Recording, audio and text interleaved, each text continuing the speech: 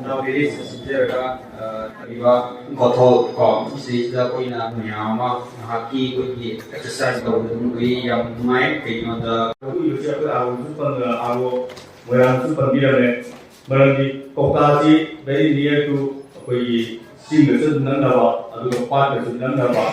atau yang tu kau ini mampu sahaja. Kalau aman ni kalau kau yang nasi kau ini now Aniska tarar aku sih itu orang itu beri, Anis ini untel tu berada tu berapa, rumah yang masih ada wayar ekris ni, nasi cerita berkampung sebagai tanda saya, cerita ini kayak mukaradan, ini kerja mukaradan ini siapa tu lagi, lalu apa, hindi aku kayak mukaradan dah deforestation aku yang kami hodi, nasi mak aku dah Tenggari ba, aku ni tenggari sekali, sahaja ni kalau aku, adik weather sekali orang, weather sekali aku pura maikul buka, aku weather sekali mana tahu orang, pura aku ni sahaja, adik bida, aku pollution ni pura aku lagi ingat dia,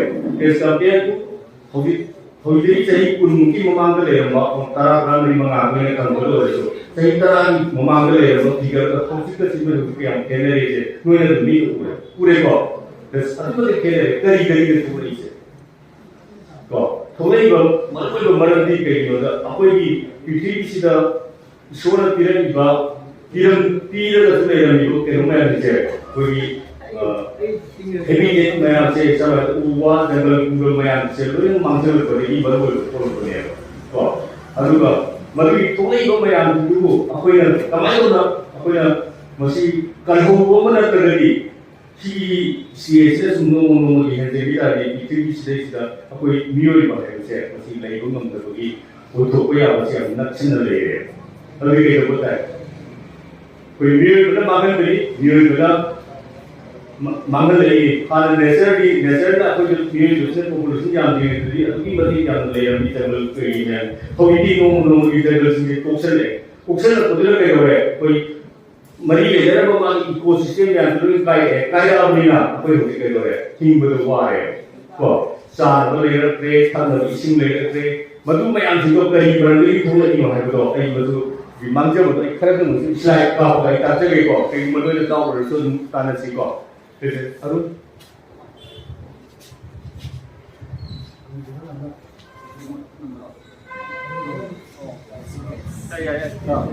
ये सीखो कोई पूरे शहर का कोई ना ये ना कहते वो पोस्ट करी वाला है कोई खतरा नहीं पूरे शहर के लिए जिधर देखते हैं ऊपर भी हो गई मना भी हो गई नापी जो हो गई मतलब एज अ मिक्सचर तो हमारी कहने से लेयर से अभी मतलब लेयर ग्राउंडर लेवा होबल नापी सिंगी ग्रास अभी कितने चौकर परमेडियल ग्रास अभी ट्री हाई में आज पुनः जगह तो ले बाप ने पूरे शहर को भी से अभी पूरे शहर में सीना अभी कहीं पी है वैसे सी अभी लाने को napi jo hobo da bari uri jo hobo da bari ko forest service lagi tu je only single plantation nanti ko forest service aku nak kalau yang kau next ay madu keron dah tahu re noi yang tu tradisi lupa noi mungkin single kalau alu ay morning se kita ni print out karo kodo nang kremol di ketu mapan degi si orang tu mapan degi mungkin orang pun ina ay kerana kopi kerana orang pun ni si noi kerana dengan school mana bagai ko kerana tahu aku tu hayang umum apa yang kerana tahu kopi lagi ko aduh hati ki to itu ana hayang tu ko jadi ko next yung deforestation se noi na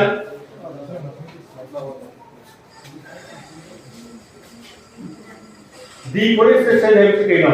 देवी ऊ कच्चे पनी को ऊ होरम बजगा दी लेरम बजगा दी ऊ लोग को की बा ऊ लेकिन तो वो जे कौन deforestation तो afforestation है बोले क्या देवी ऊ थाने लगा ऊ होरम बजगा दी को अरुगा ये नसी deforestation is the removal of forest or stand of trees from land which is then converted to a non-forest use. Misalnya umang itu kayak nontak lagi, just forest je. forest sida akoina atopa non forest purpose sina se khudam oina hairabada akoina se yum ama sabi dam ka ching tempo ga akoina yum sai adigi hauji chapala pare labi sem na bhona bada labi sigi kaino ma umang mayam ama takthana ga labi sem ai ko adigi railway line sem ai achawo project akoigi se dam sare ma tambe kai dore ising si thinga kan da jungle loine le ram sar ising le tung di ne tra noi ngara nan su ure ko akoigi manipur su dam ma ne achawo khungang ama su lupaga mi ga sigi bu da ising ga tar na ukhul gi da kari ma pau da ko adigi sone su jambu su le hariba dam ma ma su umang se ma khal pagi achawo maram ma ne ba new kana development ki process da ko yum sajalakwa adagi lambi tong samakwa railway line samakwa ko adagi modernization to ro mayam ama office building mayam sarakwa sum mayam sing sina ke dore forest ki process sigi maru boi ba aso bu maram ma ne kana na kari ki for use of non forest process jare ko adagi the forest system can involve conservation of forest land to form effective use of land है तो हमारे इसको अगर दी सीगी deforestation से आपको क्या हो रहा है deforestation तो वही मत आपको ये forest के लोग जो सुमांगसल आने वो को next ये कैसे हम मरुए लोग को ना बा सी मनुए ने खबर बदल जाना मरुए लोग को relation between the forest and the human being mule book forest के करीब मरी ले जारी है क्या हम हमारे umang ga miyoi buga karida kwai hana karida mari le ha oxygen ko adudi akoina sor home the scenery ko si oxygen ni ko adudi oxygen si kana no pi pambi na pi le ko adudi pambi si le ta di ai oxygen ki uthoro pidra uthoro ko adudi kwai ni ahan ba akoina miyoi ba sina jiba pan miyoi ba na te ko this is only the miyoi ba na te jiba pan khudima ko oxygen scenery se ko adi sanga ji so miyoi bu kai no a kind of animal natra animal du da akoina makhan je kitan akoina haido koi wan akoina kara singye na ko asing ba mi sina ne bu umang mangal je kai yamata na umang mangal de ba ko mai thadok de ba adudi mi na ne ba pai singye ne mi sina ni ko mangal ji je adudi akoi ke do Earth is the only planet in our solar system which supports life hauji phauga ahing ba mi lei se kadai da lei ge art khatane atoma na ko mars mi lei da we ka kan scientist na chinari ko ado hoi bokdi lei tri natra scientist na kan tidna satellite ta udon thar na kan tiri ma mi ta ya ga sing bhangra ko pra na adi mi lei da changi ba po chi kari no alive tri hing na ko da number 1 oxygen nsi ko ising sa na ba chinja ko leina ba yum de dis matam gi matam da hauti apne yum thar ko ne thaina apne evolution to gi wari da yum tharam de surung de leram da lai tam da this yum de ko na apne development la ko yum ko la ko wa ne ba ado phari gi basic ni ahum de da ada ahum ji hai ba jaga da ma ta phangi bro phang da ba ji ne ko ado di prithvi si de hai ba ji shore bi da me ado la ko hi ni ne ba kya ko forest की उसिंग से के दमे poisonous और carbon dioxide सिंजे मसी सुप्सन लेबो को माना आतिना के दवे दुगा नुसित मचिनजाक सुंगगा हयेंग मान पांबी दल करी पुथोरे ऑक्सीजन बुदो बदो नेवा अदि कार्बन डाइऑक्साइड से अकोइना फोन से लगे अकोइ सी होइना तो यस अदो गदि फाइनली रिलेशन ओइबो मरी सि कैनो इट इज द प्लांट ना ऑक्सीजन पी अदुगा अकोइना फत्रबो ऑक्सीजन कार्बन डाइऑक्साइड से मसी मान मचिनजा ओन सिनेयो अदि कनो अनिसी मरीसी तने थाना भी याद रखो अभी फॉरेस्ट के अंदर ऑक्सीजन पी रहे शेड पी रहे शेल्टर जो कोई यूम उरुम तो अदगी शेड पी रहे को सीधे तो कोई ना यूम सारी को कोई यूम में हम सिंचे उदगी उ थोंग थोनाव चली में हम उनद्रा कांगोन चली बा सीसु करा दी पी फॉरेस्ट की पी यार को अगर समलप सी अदर atmosphere forest is release moisture into the atmosphere by transpiration and control the climate. So, forest ki mana mayam china koi kedore kari thadore moisture se thadore kra moisture se thadore kanda amu ising maling sina mu matak ke paher kanda amu condense to kana nong tar to ta adu sigi cycle si hore ta kini hydrological cycle mu jo kini to adu sigi cycle si kai kanda ne ko nong tar to adu this nong umang da sing no phajana hobu jaga di ai nong su ta gani ing su ingani ko adu ga lechin thadra nong gi legene ba adu ko ina pura malbumi hai tare u pokre ba jaga di ai ising thol khida thola re manin da pai ko karni u ju na amu ma ising da chupsang ga do chupsal ro manin no la pa gre ne ba ko adu na this is the forest very akoi da gi kana bu pot mayam du ko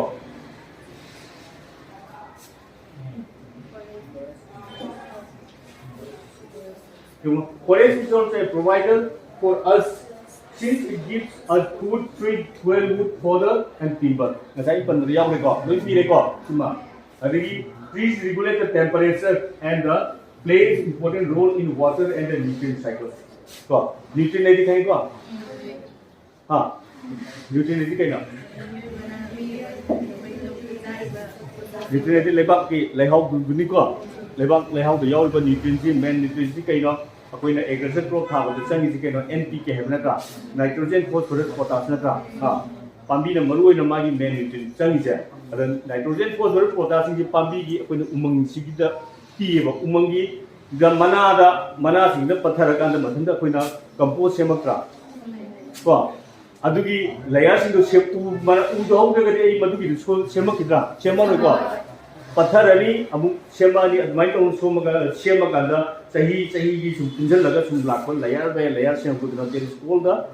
humus लाकांदा हाइबा केनो से soil जे या अफवा nutrient होबा soil म ओदिनेबा अदा पूरा कोइ उहोगो जगा दे के दौरे कंगनगा खर कंगन लेगेनेबा यारे को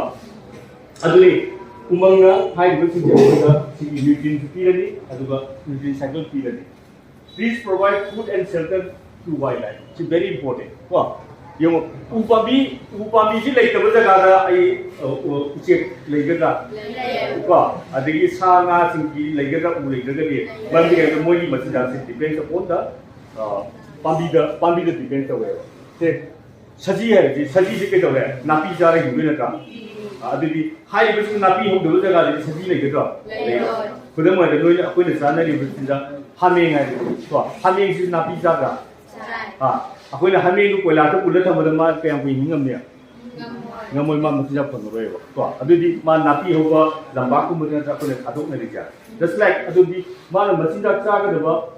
chije sa na gi jiwa pando wildlife dikhai ko da lai ba domesticated na ta ba animal sindu that is called the wildlife singi ko or wildlife that includes the koilo orchid ke lui singi ko wildlife sida ko कोई orchid su wildlife singi ko aduna haiba wildlife singi magi machinja shelter piye ko jungle sina ni ko umang sina adigi maru ko ko mo root of trees hold the soil so help in percolation of water reduce the speed of water ko ke dore root sina ke dore u pambi mara sina akoi ising gi subsan गर्ने ba ko ising ji mara manung da supaga ising leba manung da apne mini di udaba permeable layer na ising gi layer ma lei ko adu yong na ma si hai gi pambi gi mara dagi ma ising gi subsal da thangre phar ga tamane ba adu hayeng ke dore tapna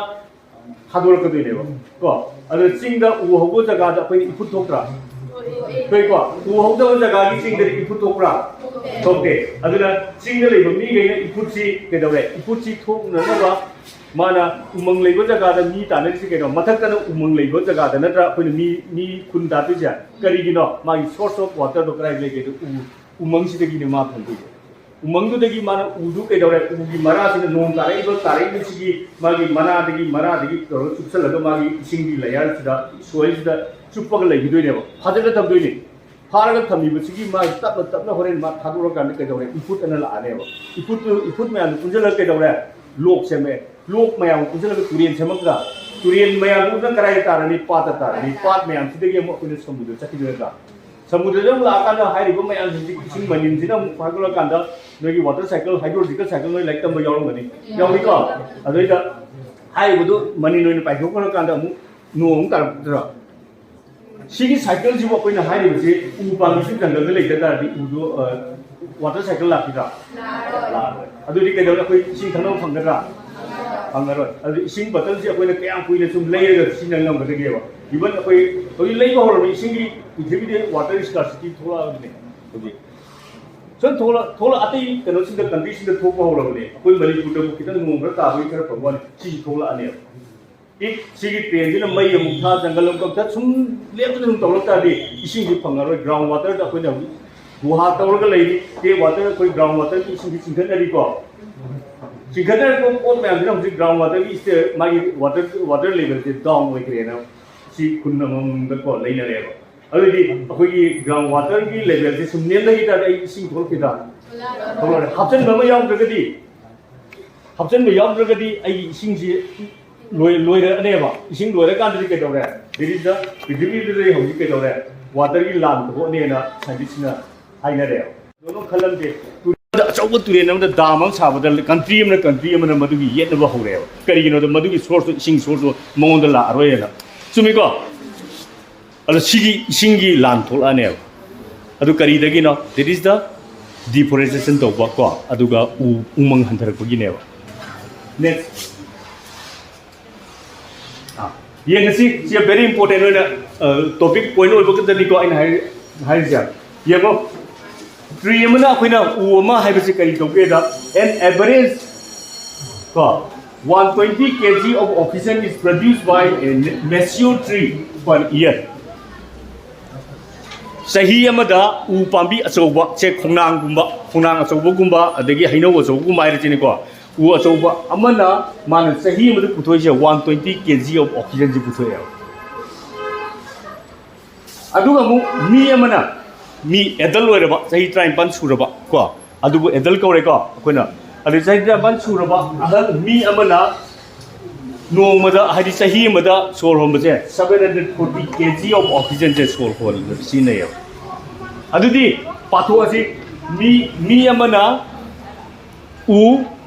तरे नत्रक निपान दरका ओयेबा उ अचौबुनी को उ मचा नते को अदुदी उ अचौबुसी the मागी थोकदब उ मचा अमना हंगाम पांबी अमनदी मागी सिगी 120 kg जी पुथोइदना अदि उ अचौबु हाइबनी को अदुदी उ मचा कयाना अचौबु मानगदगे द्रिंग चागी लीप मसिंग पानबो खोरबा मागी कनो मयाम दुन लानेबा अदुदी मी अमना समना हाइबदा खोंगनांग पांबी निपान गुमसि दरका ओयेबा सही अमदा पैसा होतो ओसेम ऑक्सीजन सिलेंडर अमदा नाबगी को हॉस्पिटल चतप मतम ऑक्सीजन सिलेंडर अमा 5 kg की से आई लिसिंग अनि दगी ना अहुमु पीबो पर kg दा 500 पारसे पर kg दा को अदि 5 kg की चनब 370 पर मी अमना आइना सीनरी से कना अदु आइसी आइना पैसा पुथोग लैयुब्रा लैदे को पांबी न पीरा अबनेबा ईश्वर न पीरब के जमानी को अदो आई 370,000 जे चाही अमम दा आइना मसी आई सोर होम सिनेबा इफ आइना मसी नंगन द पुबो क्या तो हौजी सिलेंडर पुरगा आई मास लैरे खलजे आई पैसा क्या न सोर होम द जंग दो पैसा दो को 370,000 जे आई चाही अमम आई पैसा जे तिंग दोइने यारे को अदु ये ngasi amuka amu yang nasi mature tree nasi sikum acoba usina 22.6 kg of carbon dioxide per year ngasai na carbon dioxide kaino nusit apena thau mai thaba thau gari thobure tholai ba maiku adagi mai thaba gi maiku ko akoina sor hon to ko tholai ba su kaino that is called carbon dioxide na hairiba mayam sinsibu akoina pambi amana mature pambi amana 22.67 kg subsan le को अदि उपांबिसिना मागी सुसन लगा my मचिनजाक सुंगो oxygen थादो को नत्रा अदि सुसन नब पांबिदु उपांबिदु लेदा तारदि आई carbon dioxide सिना picture लोइद्रा yes अदि carbon dioxide की उपांबी हेक यानबगा मनाक चंगजलुनु नि सिबनि न थाइने हलमन हाइनब्रा हाइ करिगिनो बंदी मागी कार्बन डाइऑक्साइड गैस से थोलकनेबा man una chupsulu ba carbon dioxide ki gas ko ma phalon khuda ka thador kani liberate tor kani ai gi naton gi so ga changjan na chapman ro khonjalu ta di ai je so phulaga carbon dioxide na oxygen mo ta carbon dioxide chang ga chang ji wan ta gani hai bane ba si gane na aduni ko thani halaman hai mi do adudi upa bi he yan ba ko khong da changu no hai se yai ko ngasai sida mo ko point number le re ngasai sina absorb to boni ko absorb sina magi oxygen sung na ba mai machinjak sung na ba sina bodini sequence na mi yaw je every sequence 6 kg of carbon per year sequence badi samai da aina upa mi je kang carbon sibu aina manung ji yaw le ne aina maka ama le ba pot ama je masi sigi manung da hujiki carbon je yaw ga ma le ne ba sequence tor thamba adudi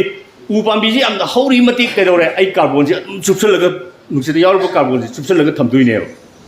hayeng aina mai tha mata madu liberate tor koduine ba aduni thola I cheu phataba akoina green keno climate change la pagi aso maram ma je ko next sigi sin no tor adu kaina sida sun loina mo yawbani ko noi khara khara generaga tawro amuk ko nambi rake ngai ngasi di nang traba ko ये ngasi simasu yang very important atai dekha samla ke ko si very important yo carbon dioxide ka mine release awi ngasi ye ngasi ko 1 liter of petrol akoina gari macha da liter amasi thau na ba mai cha ina tra mai cha ga mai khu tholai ni ko si ma thok matam da 2.3 kg of carbon dioxide puthu e liter amana how petrol liter amana aina carbon se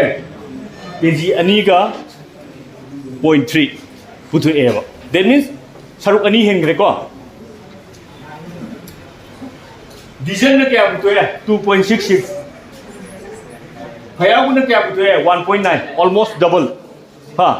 liter amadu ki double adigi amu कोयला ना क्या पुथुए 2.85 कोयला ना ख्वाइदगी यामे अन कोयला थारग train थौरम मयाम the होदि सिंदुकना grey न electric ना अन कोयला थारम मयाम दुना होजि कोयला सिना दब दुनते बचिए की तौरिबा चेक सारिबा कगी सारिबा इंडस्ट्री असो असो बुदरि कोयला थारी बुदन कदोरे मैखु सिंगि मोदि लेप्तन पुथुरइने बा सिने को नुसिता दुति लिजे को कलकत्ता जी ख्वाइदगी इंडस्ट्री की अचौबा मफम ने हाइना कलकत्ता जी लैब नुवाइते करिगिनो नसाइ माइ इंडस्ट्री मयाम दु लैबनि मैखु मयाम दिना पेक थनग्रे अनु वाटर को कनो एयर पोल्यूशन जी यामना लैरे अदुना वेदर सु नुवाइतबदि सारगा को अदुना सपोस्टिकेट तो सो होम याम वाबनेबा अदुनि मदु मयाम दु कइनो साइरिबा मैखु मयाम सिना मरुइ पोट अमने नेक्स्ट ये ngasi simagamu akoi jing hail sum nainara mateng dang naina ji ko karigidam ta koina uji ka lagani na bdu ko lakani lata prithvi ki sukcha urba jaga ko kayam chauke to 510.1 million square kilometer ne prithvi ki surface area sigi manung da water body je 361 ne 0.132 there is 70% ko noi tamada yaure ko 1 saruk ahum thopagi saruk mari thopagi saruk ahum di ising ne yari ko adri kangban di saruk gatani ko adudi amuk yeng asi len na 148 injal laga taramani adudi sigina 29.1% adudi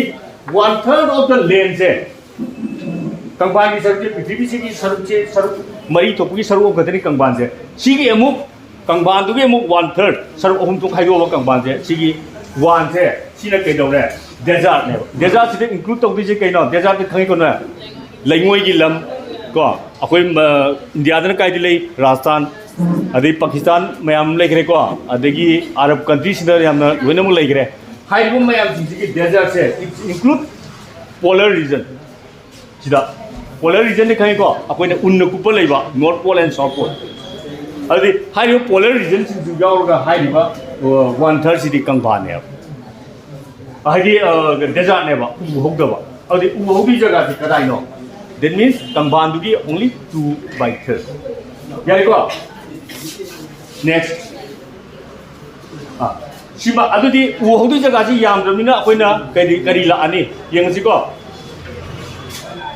pithvi ji matum dai equator le equator sina 0 degree sina khwaidigi sai ko prithvi kya akoi manipur si karai dile manipur si karai dile northern hemisphere da southern hemisphere da northern hemisphere ki degree kya adna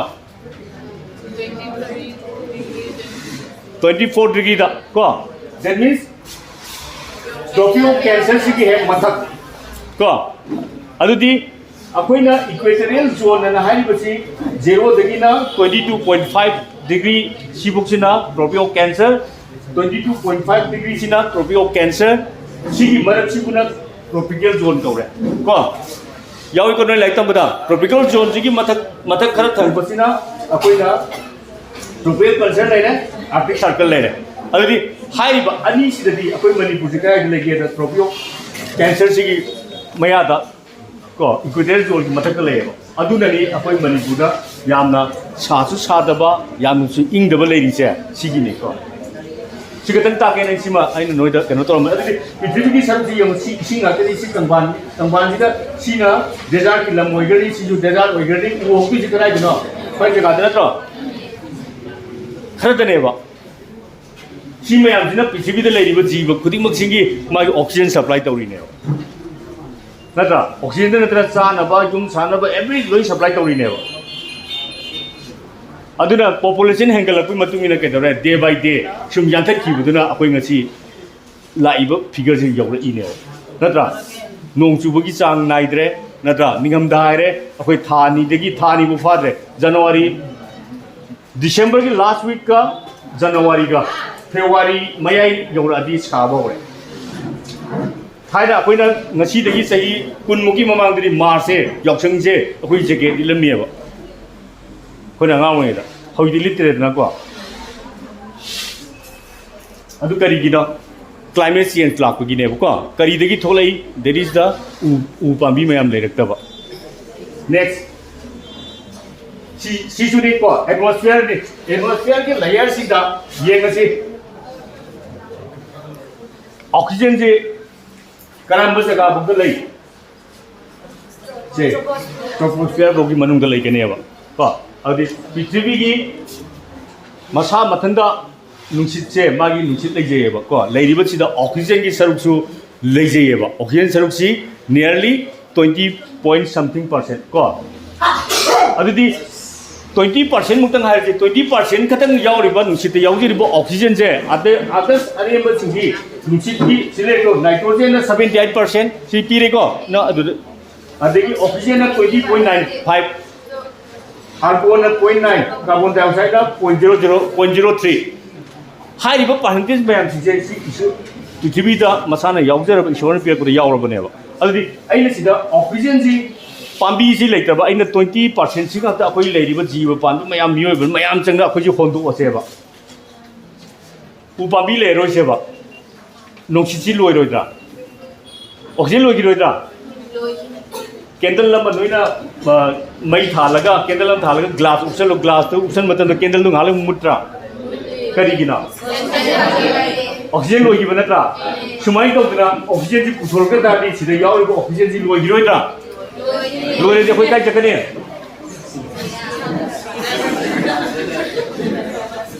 si loi de koi kai chakate ge ba sang ko kungi putaruk sang do natra adi putarum sangu chakadoi ne ba ko putarum sangu da hap ga chakadoi ne ba adu da chaning da ba taragadi akoi uje thaba yokhat ba mathok ta dra okay next chini yomo world forest area 1995 da si le rami 2000 da si le re sum handarai ni ko 2005 2010 2015 2016 dogi record book ne 2000 World Bank in 2019 की record ने that means day by अकोई सही बुद्धिंगे forest area हंतर है को अदुदी शुम हंतरी मती अकोई दा alarming होइता okay next सीना forest cover से मतलब दूर कमाई नहीं रही pre 1970 दा temperate forest है सी 400 ले रही को Sina tropical ni angang macina sina temperate forest jadi aying ba dahong ba wah sum sahi ko tinggi sumla ko sina kay daw re hawiti 1950 lagi di temperate forest il lay tre kay daw re tropical forest ne hingat tre ba that means पृथ्वी से साबगी लमना हेंगल एवा को temperate forest से बदी नोना coniferous ता लेरिबा उनगिम लमदगा होरमबा एंग lambda होब दो that is called the temperate forest को वेबा अदुगी सरुक तो हौती लेरत्रेबा केदोरे साबा हेंगलकनिना मतंग येबो 1996 से 2000 ददी केदोरे टेम्परेट फॉरेस्ट लेत्रे पृथ्वी को येंगबदा अखोय से खरा हौरिबो खरा जिदि मसिंग नि गाया दे पृथ्वी एस को केनोगी ओइना येंगु कांददि ग्लोबल को येंग कांददि अदुदी सिसु हंधरेबा अदि फॉरेस्ट कवर हंधरेब दिनि को ताइजा ट्रॉपिकल फॉरेस्ट ले जरसु टेम्परेट फॉरेस्ट लेत्रे अदुगा हंधगरे कई दगी नो मदो मियोय बना चखलक पे हेनबगी मतुंगिना नसाई हाइरिबो कोज मे आदुनो यांतक पे हेनगिबा इंडस्ट्रियल अन कई दौरे सस्टेनेबल अनसस्टेनेबल दा सिनरपा कारबार सिनरपा आई कोनन बदरुम तरुक्तबा को बिजनेस अमोइना पैसा तानाब लंबी थोकिबा को आई कोनन बदम सिना बोरगदी आई देदिस अदुम लेजगदौ दो अदुना तब कारबार होइना सिनरगा आई यो थोकरे सिंगोनि यो थोकरे अदि सिना बजु हेलकनी अदु मयाम दुगी फैक्टर मयाम दुगी नेबो कोइ जि मांग बहंदरे नेक्स्ट यमो सिरि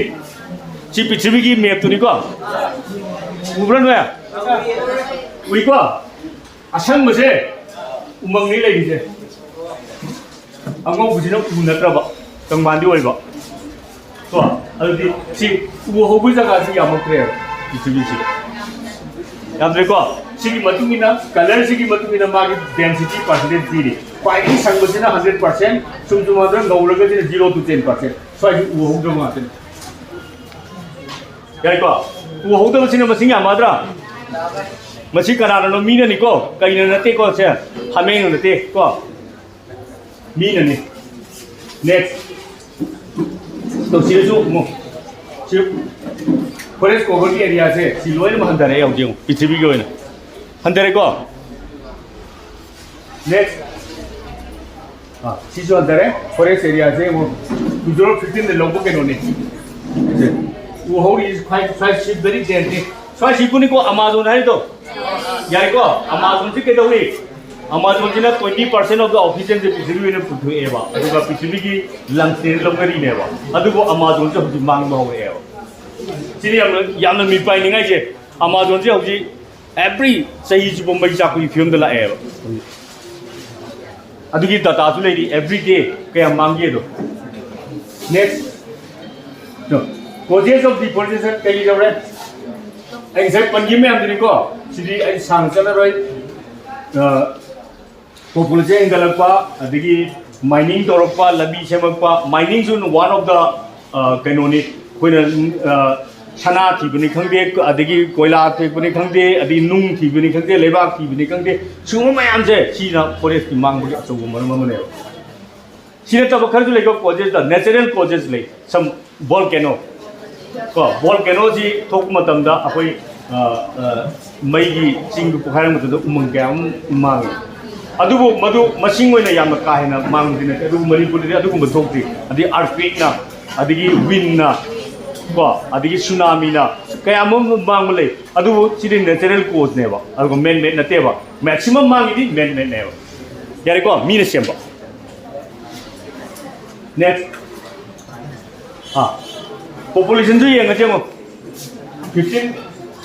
1500 लेनबो पॉपुलेशन का हौजिके येमन 2019 द 7.7 मिलियंस बिलियंस नि याम थेने पॉपुलेशन जा पॉपुलेशन हेंगल कोइ मतुंगिना आई डिमांड हेंगल कराय ताई उमंग ताई उमंग डिपेंड दवे अखोइने हिंगिबो खुदी मक्से कैदवे मिबे हिंगे जे उमंग लोइ डिपेंड दवे जागी साब गेम लेगे को ngसाइन पनग्रे सोमबगी लेग्रे इसिंगी लेरे मई थाबगी लेरे युम साबगी लेरे चाखो थोरांगी ओइरो लोइम उमंग लोइ डिपेंड तौद्रा अदि मी मसिंग हेंगली मति उमंग डिपेंड तौइद्रा अदुना अखोइना सिनबा तार उमंग कनजी हारेगदि उमंगजु कनबा हाइना सिनबा आई कोनगदौ तो खरदं सिनबा को नेक्स्ट तो मांगल कुमे आदु के दौरे फ्लड इंसिडेंट फ्लड तो umang lay dam matam da ko drought to a soil erosion di kaino khanga ba soil erosion ni lay how na te ko madi soil particles ki jubu soil erosion abadi move from place to another place sachiba ko it may be topsoil bi ai adagi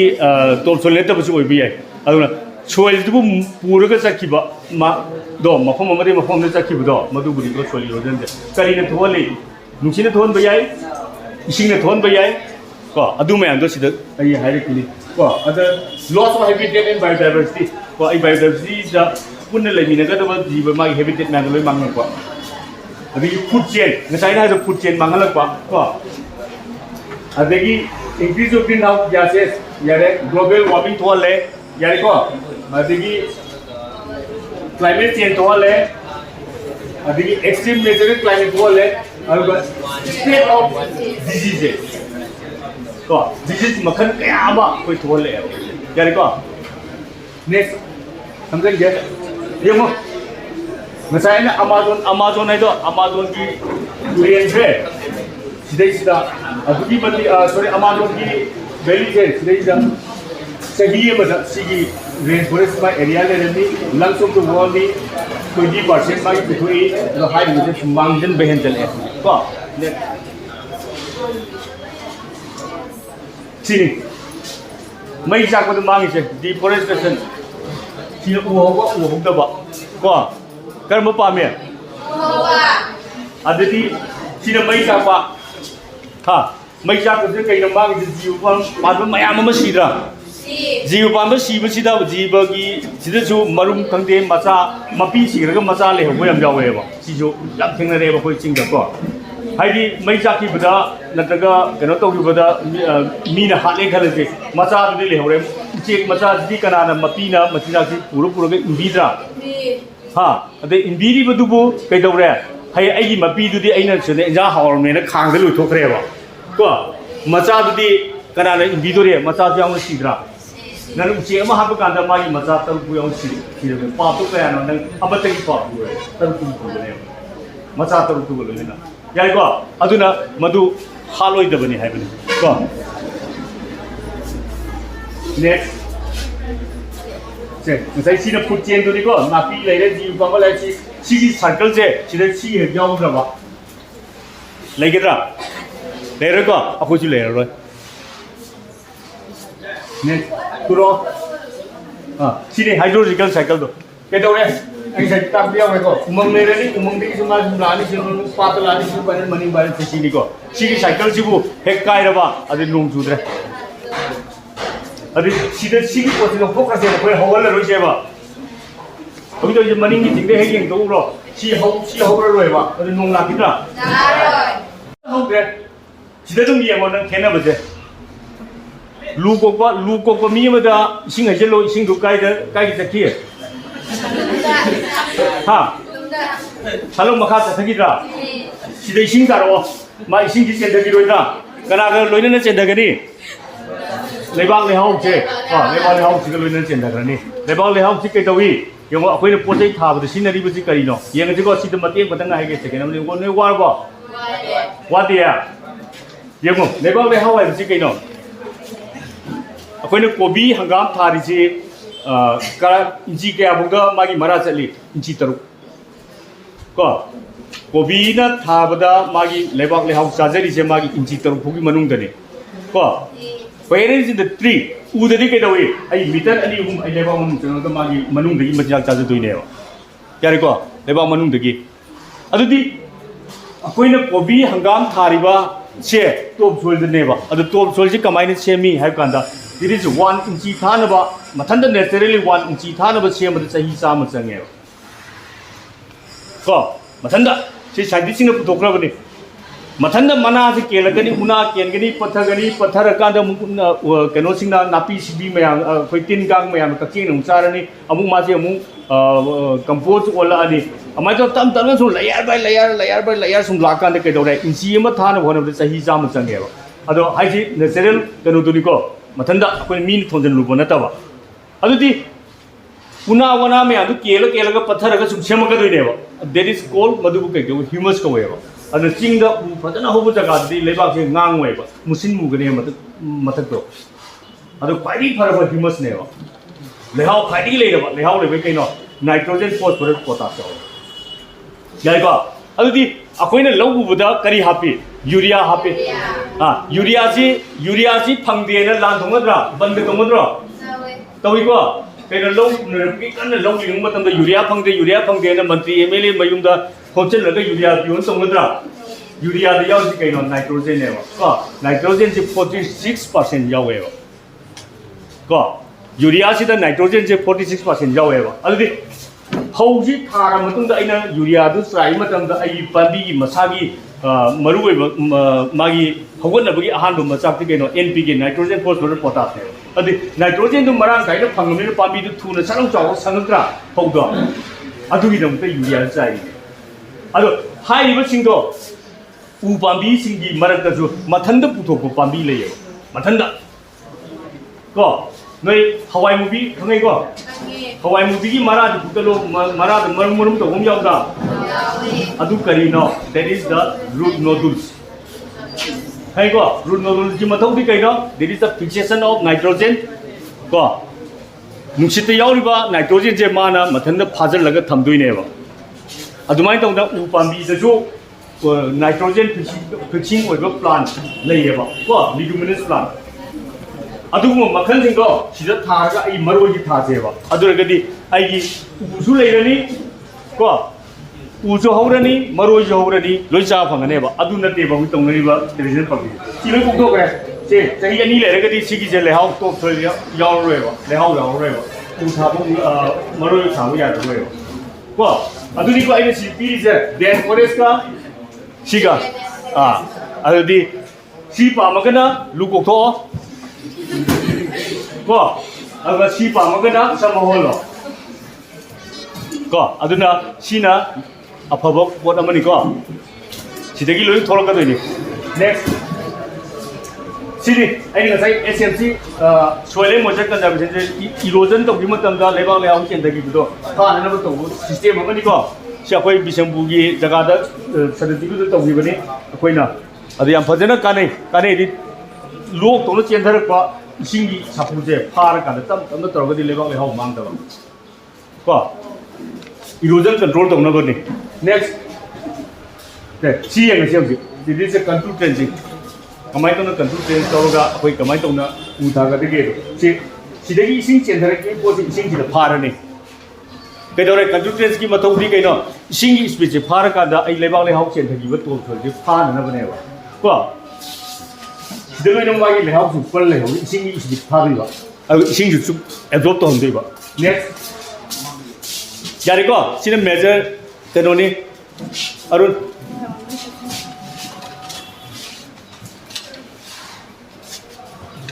sijini ko ngasai aina hai buto soil uju thaji ko adegi potho ju puso ji ya hoidi agroforestry practice ni tawre ba se riser sing uju hogan gani aduga ai sida maroi kari ga ai tha ko tha gane ba kai ko sija dum chaman magi potho phange ba aduna te loi ko ko ngasai gi maru ko ko mai lei tar di sahi manga gi matung da di ai pot amata lomu pangaroi next kujalo si akoi system ne ko akoina uthaba pot ni ko 2016 da sigi jaga ji le rame ko si thaba ko ni ko se ki se si le sigi se ji ore 2019 da sigi se ji le same apam da ko si mafam ni sing sa hauda si hauda same mafam ni ko same direction da gi number photo ni akoina forest utharak matam da thadri ge sumaina man namgani ko thara kan da magi hobugi mong do chahi khuding gi sigi record loi dawe ba ko ada hauda ai ne charu kan si am do u sai bu le no u na pitan gre mami do ko u cha khot kre ba next solution da solution lage ko people awareness to minaba gyan taminaba ko adigi sustainable basis do ai ngai sustainable basis di sinata sustainable abdi tung gi yengaga ngasi khatagi khalaga sinaba nataba tunggi khalaga ngasi pulap khut ani chana char da chapuri ai khati char ga sahi puila char le ko samaja sanagi yerum ko paido sanagi yerum ko poye di amado ai pa me na yebi do hatu ka sanado lo tu sanara yarum ra yaw de ko nei wari de tambe na ko ade ruti gi amam kon bodo that is called sustainable management ne ko sustainable management to wa nena uma yan tar su masadang long thok masadang ngasi gi sing ko da ba ya ba ko pami du ma hon ba pami du an thaki ta de ke dore ai am kana bo phang ro ba adna masa mahai ko amai nan tar le local people ga koi or tamina bani wise use of forest resources let's join hands together akoi punna punjami na laga akoi umang je yo ko mathau dai ba umang ai je ching le bu umang te yum du su sorok ka tha bo ra su ne da anisna sorong ba na kayam thai ko ching boda tha bu sanna charam ta su e sandu nu ne ta thom ngi da ta thom ba dai e sanna chari pami tu si doi ko adugi mayam do concept to leina bani akoi ne noi da piriba keno awareness ko next yare si natural forest ni ko natural forest sumai lai buduna ta pami ja do adu sidaga hoiti ke dore koi bacha paji dolan awang mu jaga de koi ni re karai de koi ni ge umong mamung phajana lai ba jaga ko adu doi na hoiti tourism je adu doi na mai on le natra dolan awang ba building phaja baja ai je koi raga building am lai ra city a chok ni koi ni ngak re ba ji karai de koi ni ge umong mamung lai ba jaga da koi ni ge ba ji ko mi khudi mang ni kari gi no mang hawa nu chi sing bu phang ge ko adigi nature le ri bu che waya ji ba mayam du yin ga nungai ba gi mu chi ne nungai ba jang ko ba yen ba ada sahar gi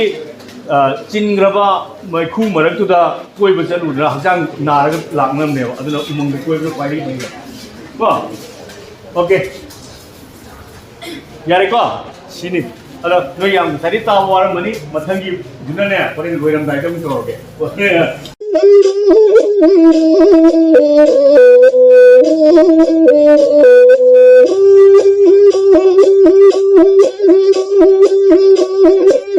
Thank you.